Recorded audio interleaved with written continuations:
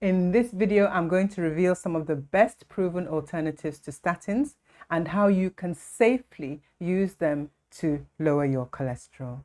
And later, I'll also tell you about the real cause of your high cholesterol and how you can lower it naturally.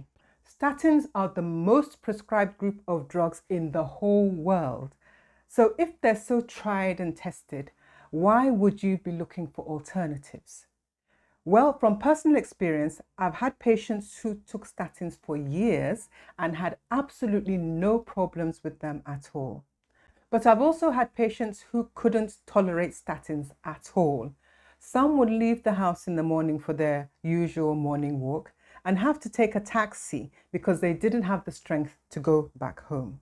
And then there are the ones who had muscle pain that was so bad, even on lower doses of statins, and had to stop taking them altogether.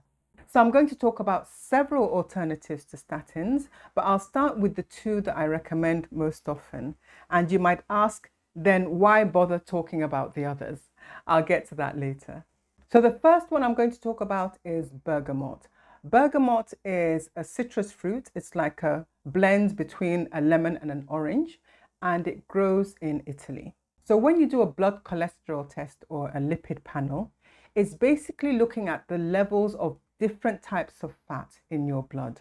The results will give you the levels for total cholesterol, triglycerides, LDL cholesterol, and HDL cholesterol. So you want your triglycerides to be low, your LDL cholesterol to be low, you can see L and L, and you want your HDL cholesterol to be high, again, H and H. Bergamot can lower your LDL cholesterol by about 30%, and it can also increase your HDL cholesterol.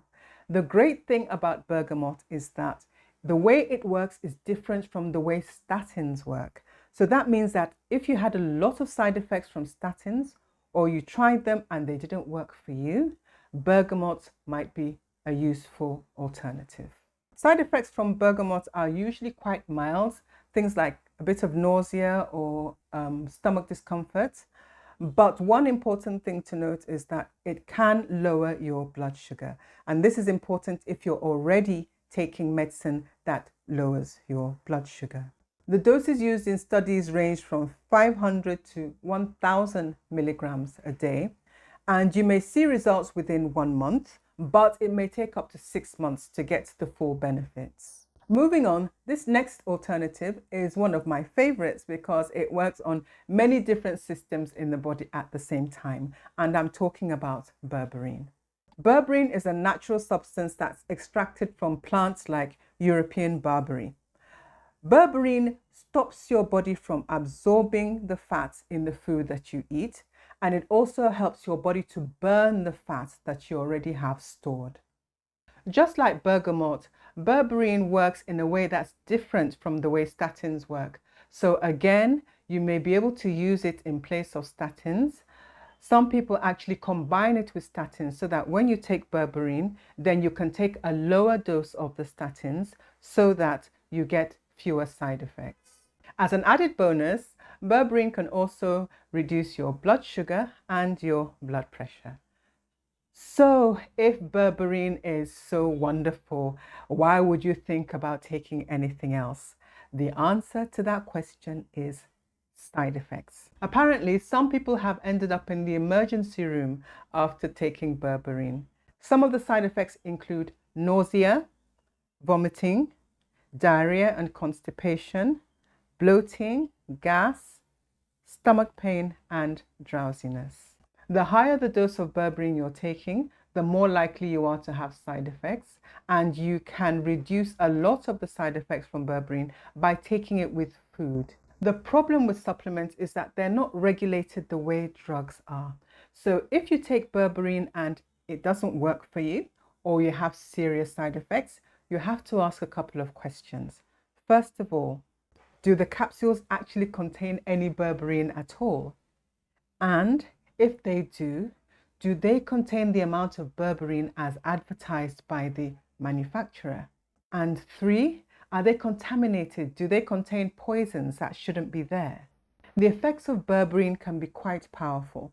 So you have to be careful if you're taking it with things like arginine and stinging nettle for high blood pressure, garlic, ginseng or ginger, which affect blood clotting, valerian and melatonin, which cause drowsiness, and bitter melon and cinnamon, which can affect your blood sugar. Berberine is a bright yellow powder that's extremely bitter. You'll usually find it in capsules of about 500 milligrams each, and the dosage that was used in most studies is 500 milligrams of berberine hydrochloride 3 times a day. Closely related to berberine is silymarin, and I'll tell you how they're connected in a moment. But silymarin is actually extracted from a herb called milk thistle. It's commonly used as a treatment for liver problems like fatty liver or hepatitis, that's inflammation of the liver, because it's anti-inflammatory and it functions as an antioxidant. Silymarin can lower cholesterol in people with type 2 diabetes, and one possible side effect of statins is problems with the liver. Taking silymarin with statins helps to protect the liver. So I talked earlier about a connection between silymarin and berberine. Well, when you take them together, you get even better results when it comes to lowering cholesterol and also lowering blood sugar and blood pressure. Just like with bergamots, the side effects of silymarin are quite mild, usually a little bit of nausea or diarrhea or abdominal discomfort, sometimes headache, and occasionally a skin rash. The usual dose for silymarin is 140 milligrams 2 or 3 times a day. The next alternative we're going to talk about is a group of substances called phytosterols. Phytosterols are very similar to cholesterol, but you can only find cholesterol in animals and animal products, things like beef, like chicken, like eggs and milk. You'll find a lot of phytosterols in seed oils like corn oil, soybean oil, sunflower oil, and you can also find phytosterols in olive oil. With phytosterols, you can expect to lower your cholesterol by about 10%. They don't do much in terms of lowering triglycerides or raising HDL cholesterol. The average American gets about 300 milligrams of phytosterols in their diet each day. If you're vegetarian, you may get up to 500 milligrams of phytosterols from your diet.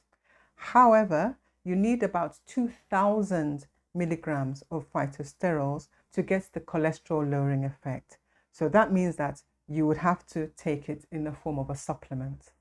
This next option to lower cholesterol is really quite interesting, and it's called red yeast rice. To get red yeast rice, you take white rice and you allow a particular kind of yeast to grow on it. As it grows, the yeast produces a whole host of beneficial chemicals, including one that turns the rice a bright red color. One of the many substances that the yeast produces as it grows is monocolin K. And guess what? Monocolin K works just like a statin drug called lovastatin.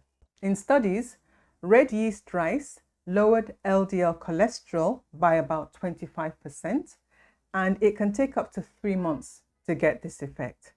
But there is a problem with red yeast rice supplements. First of all, a lot of the studies that were done showing that red rice yeast is effective in lowering cholesterol were done in Asia. That in itself is not a problem, but the problem is that the active ingredient, monocolin K, is classified as a drug in the United States. So it's illegal to have it in any supplements, in anything that's sold over the counter. So if you buy red yeast rice supplements in the United States, it's very likely that it won't have enough of the active ingredient to actually lower your cholesterol, unless, of course, they're breaking the law. And there's another problem with red yeast rice. While the yeast is fermenting the rice, it produces a poison called citrinin. And citrinin can damage your liver and your kidneys if you take enough of it. And seeing as monocolin K, the active ingredient in red yeast rice, behaves like lovastatin, then you would expect to see a lot of the same side effects, right? Yes, you will. So you might experience muscle pain, liver and kidney problems, headaches, dizziness, and lots more. Don't take red rice yeast if you're taking certain medicines like statins, some drugs for high blood pressure like verapamil, some antibiotics like clarithromycin, antifungals like ketoconazole, and you should also avoid grapefruit. So I said earlier that I'd tell you how to lower your cholesterol naturally and permanently. And remember, we also mentioned different types of fats that are floating around in your blood: triglycerides, LDL cholesterol, and HDL cholesterol. So when you have high triglycerides, high LDL cholesterol, low HDL cholesterol, that's a sign that you have a bigger problem in your body. You may also find that your blood sugar and your blood pressure are higher than they should be. And you may also have quite a bit of fat stored around your middle, around your tummy. These are all signs of insulin resistance.